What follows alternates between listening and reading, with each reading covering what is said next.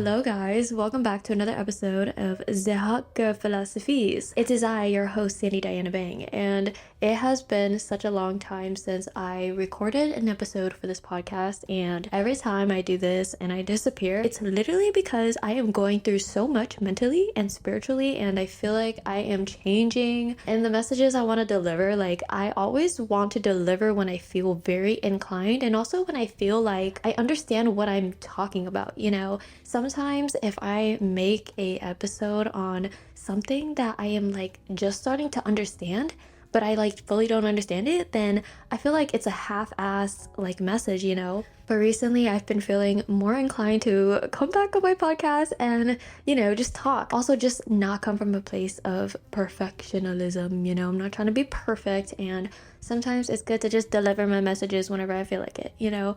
But yeah, I feel like I have changed a lot recently, and I don't even feel like I align with the person I was when I first started this podcast, which is kind of crazy. But like, I listen to my old episodes and I'm like, kind of cringe, you know what I'm saying? But at the same time, I'm like, holy fuck, like I get it, these messages are kind of good.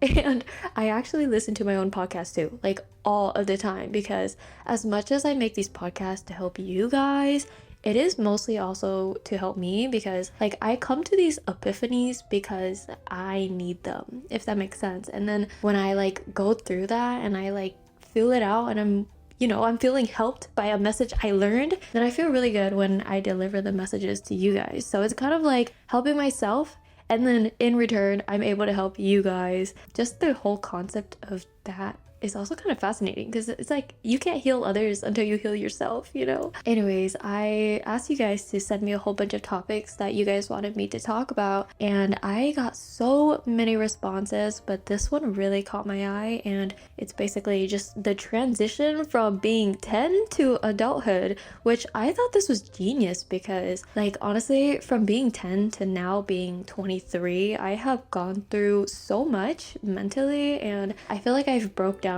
so many like old, you know, thought patterns, behaviors that I picked up from childhood that now, you know, I don't have in my life anymore, because it's all about deprogramming, right? Getting rid of like old subconscious things so that you can become like this new version of you. And I really just thought that this would be really helpful for those of you guys who are still transitioning, or those of you guys who are like young, you know, if you guys want to understand how it's like being older, things to expect. But also if you're an adult right now and you just want, you know, some insight from another adult, which is crazy because like I'm an adult, holy crap. Like at one point I feel like I was considered a young adult, but like I still am because I'm 23, but I really truly consider myself just adult. Don't even put young in front of it, just adult, because I'm 23. Like I feel like that's a solid adult age, right? Anyways, okay, I'm going way too deep into this. So as you guys know, when you're young, you're very impressionable. It's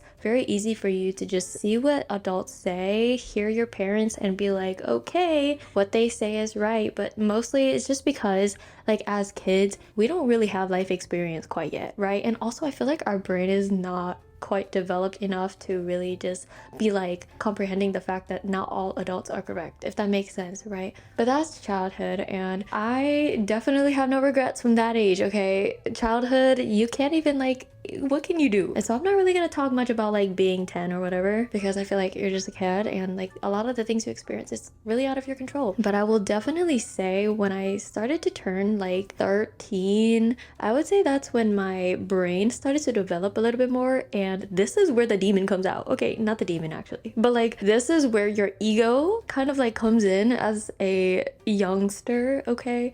And in like spirituality, like there's this concept of like your higher self and ego self, and your higher self is this like all-loving being that is just able to try new things, somebody who is brave, courageous, and doesn't really follow the social norms, not really a people pleaser. There's that concept, right? But then there's also like the ego self, and this is like that version of you that just wants to prove themselves to everyone, wants to prove that they can fit into society, wants to prove that they're better than everyone else, wants to prove that they're worthy of the attention of others, worthy to be friends with specific people, worthy of support, worthy of validation from everyone. This is the people-pleasing energy, because people who are like egotistical, it's like they're trying to prove some sort of like masculinity, or you know what I'm saying, like it could be anything. But I feel like as a teenager, like this is where it really starts to kick in, because you know, you're in school literally next to so many people every single day, and the last thing you want to do is be the oddball out. And so you want to get along with everyone, you want to make the friends, and you want to dress so that everybody thinks that you're normal, right? And you're not trying to be weird. And also, just being a teenager, you want to be friends with specific people because they're super cool, right? But what's so crazy is that like that entire concept, it's so ego driven.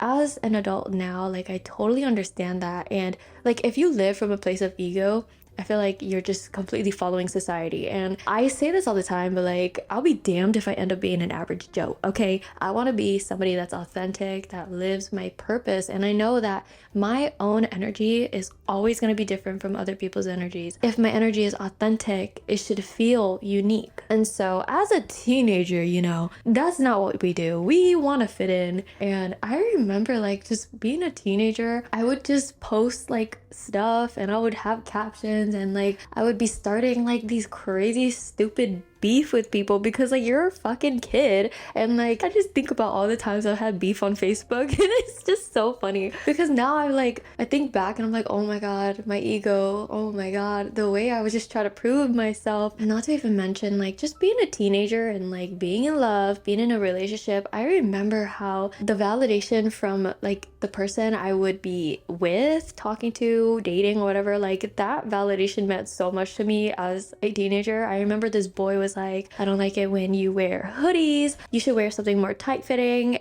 The way I actually changed the way I dressed for that man, being a teenager, I would never, okay? That mind was so immature, but at the same time, like I also love myself from that era because like I have compassion for the things I've gone through because all of that taught me so much. Like if you know, being a teenager is truly something else. And now that I have entered adulthood, there's so many things that I've learned and that I'm going to share with you guys today. And these things have, honestly, they've trickled into my life mostly in the past few years, but like this past year is when I truly did something about it. And that's why like I feel like I'm such a new person just in this last year, because this is when I've truly started to like be aware of habits that I had that I didn't like. And I feel like I've also just become like a lot more emotionally available to a lot of things too. So yeah, I've been doing a lot of internal work, I would say, and there's so much more I have to do, but right now, I feel like I'm in a good spot and I'm really proud of where I am right now. We're going to be talking about lessons that I've learned from being 10 to teenager years to now being a young adult. If there was one thing that I could teach my younger self right now off the top of my head, I would teach her how to be a little bit more compassionate about certain emotions that cross my mind. I feel like as a teenager, I try so hard to be tough, and if you guys don't know, my birth dad, he passed away when I was 8, and as a young kid, that was definitely something that I did my best not to think about. I tried not to talk about it, especially because I was in like a specific kind of household where a specific person in my life did not like me talking about that stuff. Not my mom. Okay, I love my mom. But I also just never wanted to make other people uncomfortable, and also just didn't want to make myself uncomfortable. And so when my birth father passed away, ew, why am I talking like so slidey? When he passed away, I never talked about it, and that is a trauma that I experienced at such a young age that literally trickled into my teenager years. And as a teenager, I continued to avoid that because, you know, I didn't want to be seen as weak, because at that point, like as a kid, I didn't want to make my mom or anyone, my brother, uncomfortable. And I also didn't understand how to process emotion. But then as a teenager, that's when I started to realize every year on my birthday, I would literally cry. And not a lot of people know this unless you're like my best friends, because sometimes I would cry at school. I was that girl on my birthday. But I used to cry a lot and I had no idea why. And for years, I would cry and cry, but I think I would cry because there was this energy of like being reminded that I no longer have one of my parents in my life. And the thing about healing and trauma is that when you don't process process it and you continue to try to be strong, it stays inside your body. Like, trauma is energy and it stays in your body, and the more you ignore it and the more you don't process it, it just stays in there until it can't anymore. And if you do not heal and you don't process a lot of things internally, they will come out in the weirdest of ways, okay? And for me, it would be crying on my birthday. And for years, I truly had no idea why. Like, you could literally ask my best friends. And I remember just being a teenager, and whenever I would talk about my birth dad, I would be like, yeah, he died, but I didn't really know him. As an adult now, and like after doing my healing, I'm here like, girl, it's okay to be a little sad. It's okay to feel a little lost. It's okay to grieve a little bit, right? But I didn't know that. Youngster me didn't know that. So the first thing off the top of my head that I would have taught my younger self is to just be compassionate about the emotions that come in and out of my brain. It's okay to feel sad. It's okay to look weak. It's okay to be vulnerable. All of these emotions were given to us from the grace of the universe. Whoever is the higher power, they gave us all of these emotions because there's nothing wrong with them. We are perfect the way we are. And if we feel sad, that's a part of our emotional range, and feel it out. Like, there's nothing wrong with feeling it out. I would definitely teach my younger self that, because it took me until being 19 to realize, like, damn, I have daddy issues.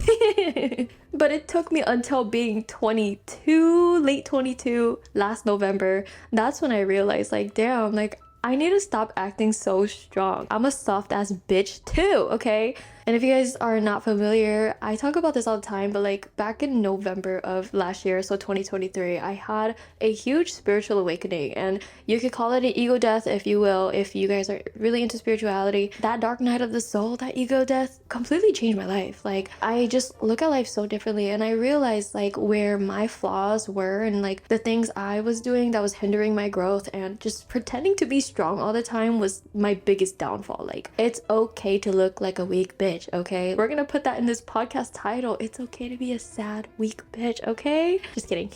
And the reason I say this is probably the biggest lesson I would give the younger me is because I didn't really process those things, you know, my emotional well-being. Because like, you know, having daddy issues was like one thing, but there was a lot of other things. You know, just being strong in itself was an issue that I had. I think just mostly growing up in a family where my mom was like the breadwinner, you know, my mom had to make money for like my whole family, right? That definitely taught me to like be really strong and not show my weaknesses, because I never wanted to be a hassle, you know, for my mom. That trickled into my adult years, and for many years I did my best to just act like I had everything together, but in reality there was a lot of internal things that I had no idea how to process. And so from being 20 to being 22, I would say I was depressed, and I had a lot of anxiety, and mostly because I just that ego was egoing, okay? Like, there was so many thoughts in my head where I felt like I just wasn't good enough. You know, I was doing amazing in my career, yet I felt like a failure, which is so crazy. And one thing about me is I will always cloud my insecurities with humor or with some sort of confident energy, and so I tricked myself. So for those 2 years, I truly thought I was okay, even though I had anxiety. But at the same time, when you don't grow up in a household that is, I don't know, open to mental health, you just don't know how to process that stuff. The thing is, I didn't even know how depression or anxiety even looked like, because I never talked about it as a youngster. My mom worked a lot, so, and also my mom is not very like emotional too, so that's just not something I was brought up with. And I don't ever remember talking about mental health in school, besides like being in high school, but like that just in itself, I don't know, it just wasn't enough. If I was a teacher right now, I would be teaching spirituality right now, okay? Like, there's so many fucking things that I really truly wish I would have learned, like being young, but I didn't. But mental health awareness, like, I really hope that schools really teach that, and also add in like a little bit of like holistic healing, because that shit healed me, okay? But yeah, I did not grow up talking about mental health and stuff, so I feel like that just trickled into my whole life, and I forgot what I was gonna say, but that's okay. But now that I am 23, I have truly learned how to master my fucking emotional well-being and my mind. And I feel like every time I fall down now, I know how to pick myself up. And that's what I'm doing today. I actually felt like shit all of yesterday and today until I did my practices, and now I feel like me again. I'm freaking filming a podcast. Like, that's how good I'm feeling right now. And my room is so cute right now. Like, guys, the vibes are vibing right now. But if this was me back in 2021 and I was depressed and feeling in the dumps, I wouldn't have known how to get myself out of that. I remember just always looking for validation outside of me, you know, spending time with my friends, spending time with a boyfriend. The reality is that, here's the next tip. Tip number 2. If you ever ask for anything outside of yourself, that's when you need to look within yourself. And what I mean by that is whenever you feel like, okay, this person is not giving me enough attention. Okay, I know this from personal fucking experience. It's self-sabotaging as hell. But I remember just being like, this person's not giving me enough attention. But now that I'm this age, I realize, no, like what you're seeking is some sort of validation from a person to internally make you feel whole. But the more they give you, it doesn't really help you, because the reality is you should be able to love yourself and you should be able to validate yourself so much that you don't need to ask for it from anyone. A secure relationship, now that we're talking about this, a secure relationship is when you're so damn secure in yourself that the love your partner gives you only adds to your life. It doesn't make you feel whole in any fucking way, okay? When you're secure, you can literally give yourself all the love, all the validation. You can spend time alone because you don't need your partner to give you attention. You can give yourself attention. Give yourself the love that you seek from others because you can. Literally, realistically thinking, you do not need anyone outside of you at all to fix your emotional well-being. You can literally sit here right now, talk to yourself, meditate. That's the answer to all of your problems. Like today, I felt so not myself. I truly felt so weird. Like I couldn't sleep in my room, and I didn't like sleeping in my room. I slept and had a bad dream. I just didn't like it, right? I couldn't get work done. It just, my brain was fogged. But then I realized it's not my room that's the problem. It's my mental space. It's my head. My brain is cluttered. You need to do something to ground yourself, Sandy. And that's when I realized, okay, stop looking outside yourself. Sit down and meditate right now. Work through your thoughts. Get grounded. Set some candles up. Use some incense. And I did that. Guys, I feel so much better. Like here I am finally like making a podcast after how many months? This is what it means to have self-love. And so tip number 3 that I learned being an adult is how to practice self-love, because truly they don't teach you this shit in school. Whenever you talk about like meditation or something, it's so taboo. And this is a whole topic in itself, but society makes self-care so taboo because it almost seems selfish to care for yourself. But that's just not how it works. Self-care helps with mental health. Self-care helps with your literal well-being. If you hear people and they judge you, that clearly shows their lack of self-care for themselves, okay? If anyone judges you, I'm telling you right now, that's just them projecting the own judgment that they clearly give themselves. Everything is a projection. A few self-care things that I love to do is number 1, meditation, lighting candles, and being very intentional when I light it. I'll be like protection, cleansing, calming, creativity, you know, things like that. That helps me so much. And even if it doesn't work, I don't know, it helps to just be intentional in general. Whenever I meditate, I don't just sit there and like let my mind go crazy. Like I sit there and I'm like, okay, I'm intentional with what I'm thinking about. Like my intention for this meditation is to get grounded. My intention for this meditation is to get organized. My intention for today is to understand where my emotions are at. Do something like that. I love lighting sage or incense. These really help cleanse your room. Make sure your window's open so that all the negative energy is being able to be blown out from your room. I love to journal, but recently I have been doing like voice memos. But I feel like journaling with a pen and paper is definitely more like stimulating, and it helps me a lot to just finish my freaking sentences. I think being alone is one of the biggest things I do to get grounded, because I need everyone to shut up. Just shut up, so that I can listen to the voices inside my head. Okay, when everybody is quiet, you notice that your own voice finally like creeps in again and she starts talking, and your intuition's like, hey, this is how you're feeling today. And so being alone is so important, and I feel like this podcast episode is gonna be so long, but screw it. I'm actually so surprised that I got to where I am today with the mental headspace I was at. Like the emotional unavailability was kind of insane, and my inability to do like the inner work, the shadow work as spiritual people call it, which shadow work just means like healing the darker parts of you, the parts of you that hold trauma and hold negative energy. When you heal those parts of you, they literally make you feel so much more lighter. You almost feel like there's nothing that could really hurt you or trigger you. You guys ever notice that some people talk about something and it kind of makes you feel a little bit emotional? That's because there's trauma there and you need to bring light to it. And so that's why it's called the shadows, because you bring light to it when you give it love, when you give it compassion. You talk to yourself, be like, hey, I notice you're feeling a little bit sad about this area. Like, let's talk about it. Literally talk to yourself, okay? That's how you heal everything. Just talk to yourself like you're talking to a little kid. But from being a kid to being 22, I would say, I held a lot of trauma inside me and a lot of things were hidden. I had a lot of shadows I needed to work out. But surprisingly, I still was able to achieve so much, though I had so many shadows. And so one thing is, your light and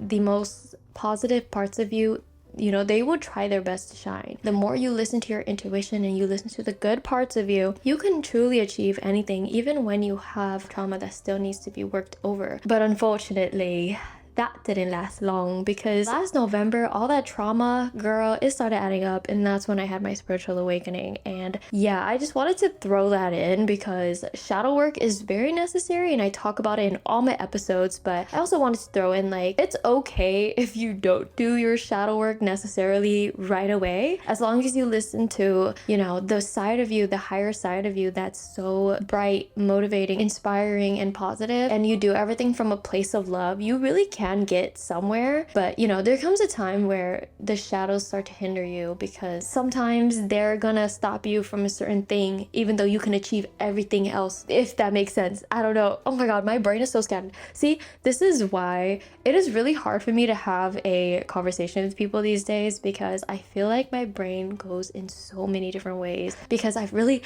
delved into spirituality. And spirituality, think of it as like a tree with roots, and the roots go on forever, because you think you learned something, you're like, wow, I feel so smart, but then you realize there's so much more you don't understand. It's like me right now. I could be like, oh, spirituality, crystals, meditation, and then you really get into it and you're like, spirit guides, ancestors, angels, and then you think about it like, where do the angels come from? Oh my god, the upper realm. Oh my god, the spirit realm. And then you go further, it's like, what's past the spirit realm? Oh, the gods. Like, okay guys, like my point there was just to let you guys know that you guys don't have to be perfect. We all have things we need to heal. We don't have to be perfect to thrive and do something amazing. Just listen to your heart and do everything from a place of love, okay? You can still do things and get things done from a place of love. Next thing I learned into my adulthood was the fact that when you're a kid, your parents will literally force you to do activities. They force you to go to school. But when you become adult, ew, why did I say adult without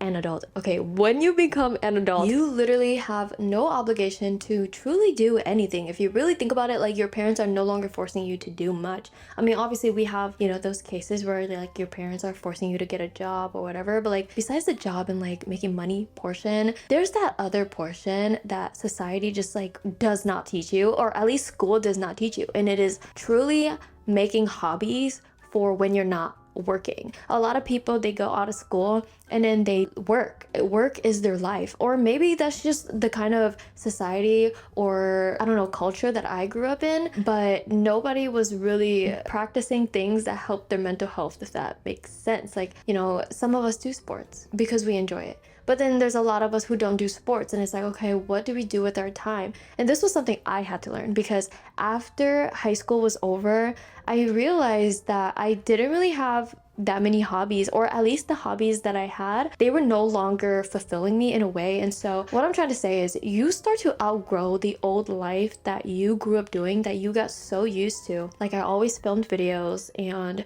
in those videos I would be vlogging, and the only physical activity I truly ever did was golfing. Like, I love to hit golf balls, go to golf ranges, like, that's so fun to me. But I got to a certain point where that was not enough, and my mental health was deteriorating, because the reason you feel like shit when you get to this point is because your soul is yearning for something new. Your soul enjoyed something at one point, but our souls grow. we grow. In order to feed your soul, you need to just try new things and figure out like, what do I like? My tip to you guys is to go out there and try new things. And I'm not even trying to sound like cringe or whatever, like I actually mean it. Go out there and find new hobbies, and don't be like, oh, I don't want to do that because I don't like it. Who said what? You don't like it? Did you even try? What if you do like it? Okay, like you know it all.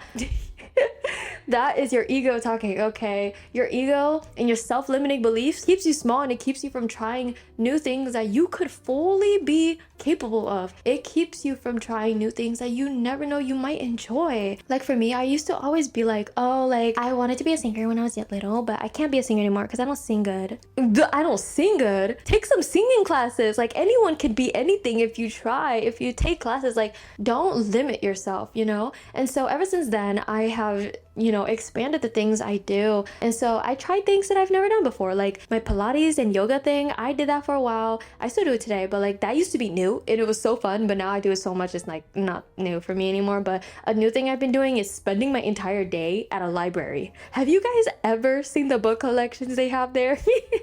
I have such a fascination with philosophy right now. Philosophy, spirituality, religion. I love reading shit about that stuff. Like, I don't know, it's just interesting to me to grow my mind and my spirituality. Like, that shit is fascinating. So my hobby right now is literally learning and having a book collection, which I've never had a book collection before. And now, like, I mean, I'll tell you right now, no one could get me to read a damn book, you know? SparkNotes was my best friend in high school, but now I have a book collection, and that's fascinating to me. If there's something that you've never done before and I tell you to do it right now and you say, oh no, I'm not gonna like it, I'm not gonna be your friend. I'm just kidding. But I respect people who try things that, you know, they don't know if they're gonna like or not. I honestly respect people like that because not a lot of people will get outside of the comfort zone, and so they'll stay small. And you can stay small, but me personally, not for me, you know what I'm saying? What I see a lot is people get out of high school and then they work and work and work and they have no hobbies at all. And then their life is like going to bars, and then their life is like just going to bars and not really doing anything else but working and partying. And the reason they do that is because like partying is easy. It's easy to grasp, it's pleasurable right away, but it's not something you have to work for long term. You know, everyone has to have a job, you know, you have to make money. But what are you gonna do to put in that extra effort to create long-term fulfillment? You know, like doing a sport or doing a physical activity, starting a artistic hobby. You're not gonna be good right away, but the fact that you try and you get better and better every single day, like that is admirable in my opinion. A lot of people say, how long did it take you to get to where you are today with social media? Girl, I started at 10. I didn't really like grow any of my platforms until I was 16. So it took me 6 years to get to like 100K on Instagram. But then it took me until I was 18 to get 100K on YouTube. So I could say 6 years for Instagram and 8 years for YouTube. But the thing is, I never gave up being 10. I never gave up being 11 or 12. I never gave up on the things I enjoyed doing. And now I have a natural talent for it in a way that is unique to me. And that shit is admirable. Like I look at myself and I'm like so proud of the younger me who didn't give up. One thing is that if you don't like how your life is right now and you feel that internally, it's because things need to change. When you don't like how your life feels and you're feeling anxiety, you're feeling a little depressed, like clearly the way you're living needs to change. Break that cycle. Do something new because your soul is bored as fuck. Don't do that shit to yourself, okay? This is actually funny. It's like minorly important, but also not really important at all. But like growing up, my parents would do laundry a certain way. And today, or actually the other day, I did laundry the same way. And I did not like the way my shit smelled, okay? And I was here like, damn, I wish my things smelled better. I wish my clothes smelled better. And then I realized, why am I wishing when I could do something about it? So I went to the store and I bought those scent beads and I bought the Gain one because I feel like the Gain one smells so good. I put so much in my laundry and my laundry smells so good now, okay? And that's what it means. Like you're gonna be unhappy until you do something different. Do something different. Break that cycle. Learning to embrace new things is honestly so admirable, and not everybody can do it, okay? So embrace new things, embrace new habits, embrace new skills. Are y'all learning new skills? Are you guys learning new skills? That's a good ass question. I think it's freaking awesome when people learn new skills, because you notice like a lot of people don't learn new skills because we're not good right away, and so people stop. But stop waiting, okay guys? Stop waiting on some sort of whoosh of motivation or for your friends to do something new for you to hop on, okay? Do something new and do something different today. Do something different that people around you don't do. I feel like there's so many things I've learned being older, and this podcast episode is gonna be so long, and so I will just say these next ones really quickly. But something I also learned is that having a moral standard is really important, and what I mean by that is like just having some sort of like philosophy that you follow, whether that's a philosophy that you've created for yourself or some sort of boundary or morality that you have for yourself. But the reason I have this is because if you don't create these like moral codes or like this boundary, when you feel like your boundary has been crossed, you won't understand it. Like when people piss you off and you don't know why, it's because you haven't gotten clear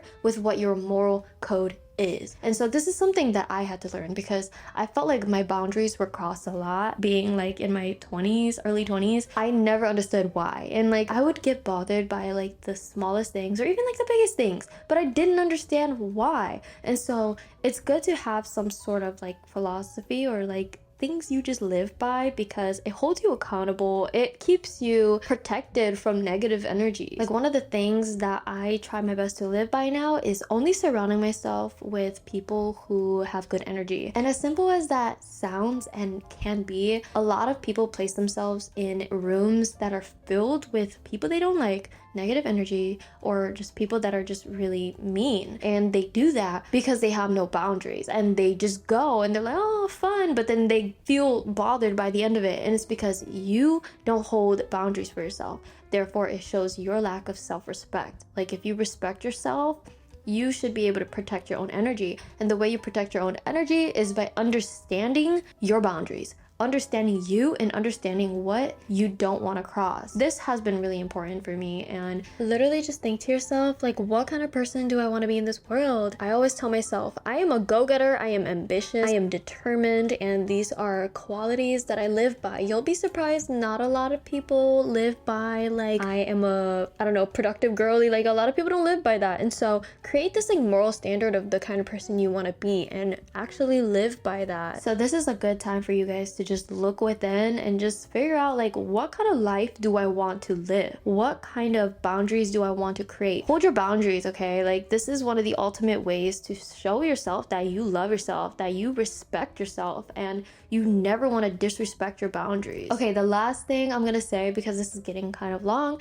is that growing up, I had a lot of like voices in my head. And not to sound crazy, but what I mean is like I had a lot of self-deprecating thoughts, and I think we all kind of do. Like we all have like our higher self, and then we have that like lower self, that side of us that's a little bit more negative, a little bit more like a fearful scaredy cat. You know what I'm saying? Like there's that side of you that is a scaredy little wimp, and it keeps you small and safe. And then there's the side of you that's like, you know, your higher self, and it makes you do like the most amazing things that fulfill you because you're brave and courageous, right? Anyways, growing up, I couldn't differentiate the two. I thought all the voices in my head were all mine, but now that I'm older, I realized that, like, you know, we're gonna have those random thoughts sometimes where it's like, Sandy, you suck. Oh, Sandy, you are a failure. Like, I don't know. And something I used to do, and I've talked about this in my previous episodes, but I used to think that everything that crossed my mind was true.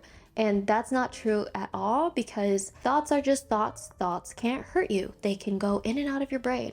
But the reason a lot of us make these thoughts manifest is because we give them power. Your thoughts don't always have to have power, okay guys? Like if a thought comes in your head, talk to it and be like, hey, I notice you're feeling like a failure, but you're not, Sandy, and I choose to live from a higher place, and I choose to trust myself, and I choose to love myself. And when you do that, you just talk to these negative thoughts, you no longer attach, and they go away. Because when you have like negative thoughts and you try your best to ignore them because you're like, oh, I don't want them to manifest, I'm gonna ignore them, no, that's not true, it's not gonna happen. You guys are literally just like internalizing it. Like you have a negative thought and it's energy, right? That you decide to ignore it, it goes to like your feet, and then it happens again, and it goes to your knees, and it happens again, and it goes to your coochie, and it happens again, and it goes to your titty, and it happens again, and it goes to your heart, and it happens again, it goes to your head. You can only have so many negative thoughts until it has to come out. Your body can't store that shit anymore. All of your thoughts, let them out, okay? Let them be heard but only give power to the ones you want to give power to. Show yourself love and compassion, because we have negative and positive thoughts. It is not a flaw to have both. We were created to have a range of emotions. So love yourself even when your thoughts are not very loving, because these thoughts do not hold power until you give them power. I always say self-love is loving yourself even when the thoughts you have are just not that great, because if you have thoughts and you're trying to push them down and ignore them, then you're not loving yourself. That's self-hatred, because you're hating the parts of you that are nasty. Love yourself even for the nasty. And that's something that I had to learn in this past year. Anyways, guys, I know this episode was so long. Thank you guys for sticking around and, being patient with these episodes. I feel like this episode was kind of helpful, but let me know. Thank you guys so much for all of the amazing feedback and just for being patient. And if you guys have time, no pressure, please leave a rating. That would make me so happy. Okay, we're almost at 400 ratings, and that shit's insane to me, and I'm so grateful. Like, guys, my podcast, like when you look on Spotify, it looks like a real podcast. Like, I am so proud of that. Like, I'm a podcast girly. What? Anyways, I love you guys. Thank you guys so much for supporting me, and I will see you guys in the next episode. Bye.